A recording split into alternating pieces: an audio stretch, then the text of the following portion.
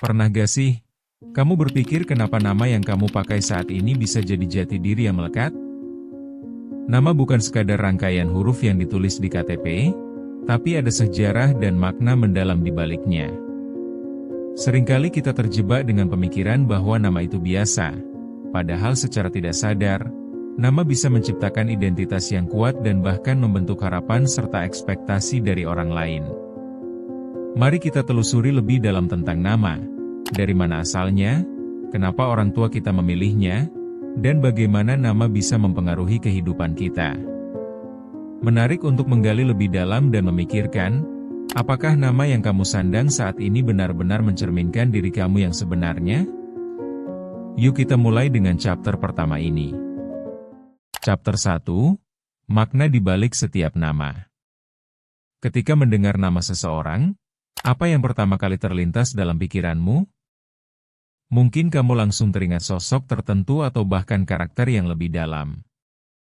Ternyata, nama bisa jadi sebuah petunjuk tentang siapa kita.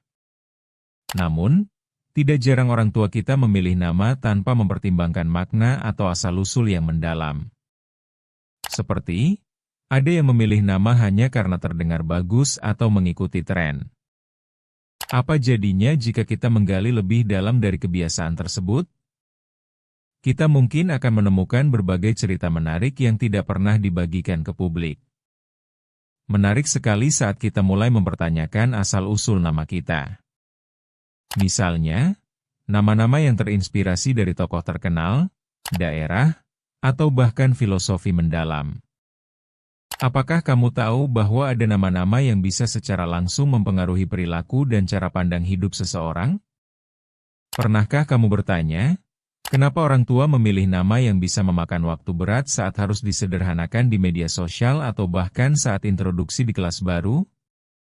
Tentunya, hal ini menambah dimensi lain dalam memahami identitas kita yang lebih dalam dari sekadar tulisan di buku. Chapter 2, Nama dan Harapan Orang Tua. Setiap kali seorang bayi lahir, biasanya orang tuanya sudah merancang segala sesuatunya, termasuk memberi nama. Nama ini bisa jadi gambaran harapan dan impian orang tua untuk anaknya. Ironisnya, kadang nama yang indah malah menjadi beban di masa depan.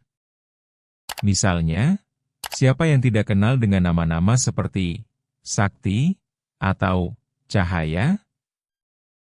Harapan yang dibebankan di nama itu menjadi mentalitas yang kadang sangat berat. Si anak mungkin merasa harus selalu sukses atau menjadi penerang bagi orang lain, padahal setiap orang punya perjalanannya masing-masing. Bisa dibilang, nama ibarat benang halus yang menghubungkan seseorang dengan ekspektasi orang-orang di sekelilingnya. Tak jarang, tekanan dari harapan ini bisa membuat seseorang merasa terjebak. Lalu, bagaimana cara kita menghadapi itu? Bergaul dengan orang-orang yang memiliki nama sama mungkin bisa jadi salah satu strategi untuk merasa lebih kuat, atau bisa juga dengan mengubah cara pandang. Setiap orang berhak mengisi makna di balik nama mereka sendiri tanpa harus terjebak dalam ekspektasi yang sudah ada.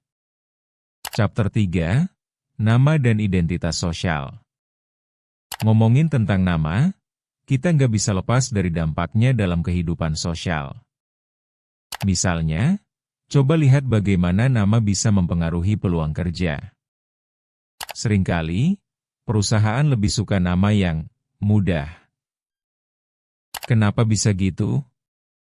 Bisa jadi karena kesan pertama yang dibangun seringkali berpengaruh pada penerimaan. Tentu saja ini masalah yang sangat ironis. Padahal, di balik nama tersebut, banyak kisah perjuangan dan dedikasi. Pernahkah kamu bikin CV dan menusukkan nama yang lebih internasional, buat bikin kesan lebih profesional? Memang, absurd jika kita harus merubah nama demi penerimaan sosial. Tetapi realita memperlihatkan bahwa ada banyak orang yang terpaksa harus memakai nama pena atau alias demi menghadapi dunia yang keras ini. Apakah kita harus mengikuti tren ini? Atau seharusnya kita bangga dengan nama yang telah orang tua pilih? Ini menjadi pertanyaan yang patut digali lebih dalam, menghadirkan diskusi tentang bagaimana seharusnya kita merespons stigma sosial terkait nama yang berbeda. Chapter 4, Kisah unik di balik nama. Setiap nama biasanya menyimpan sejarahnya masing-masing. Ada yang lucu, tragis, bahkan ada yang bikin tercengang. Sebagai contoh, bisa jadi kamu menemui seseorang dengan nama Harapan. Nama yang seakan-akan adalah doa, tetapi bisa jadi justru tekanannya lebih berat. Kita seringkali mendengar cerita tentang orang yang memilih untuk mengganti nama mereka, karena merasa tidak cocok. Kenapa harus begitu? Hal ini mungkin terjadi karena mereka tidak merasakan koneksi dengan nama yang diberikan orang tua, atau mungkin dibandingkan dengan teman sebayanya. Dan inilah saatnya kita melihat bagaimana beberapa nama bisa membawa keberuntungan atau bahkan malapetaka. Masyarakat kita sering mengaitkan nama dengan nasib. Seperti, nama Dimas, biasanya dikaitkan dengan pria yang berkarisma. Apakah kamu juga pernah merasa bahwa ada pengaruh nyata dari bisingnya nama tersebut dalam kehidupan sehari-hari? Menyelami kisah-kisah ini, kita belajar untuk lebih menghargai proses pemberian nama, tak sekadar menggunakan dan melupakan. Kita jadi lebih peka terhadap cerita yang tersimpan di balik setiap kata. Chapter 5, Akhir dari nama kita. Mungkin ada saat-saat ketika kamu merasa bosan dengan nama yang kamu miliki.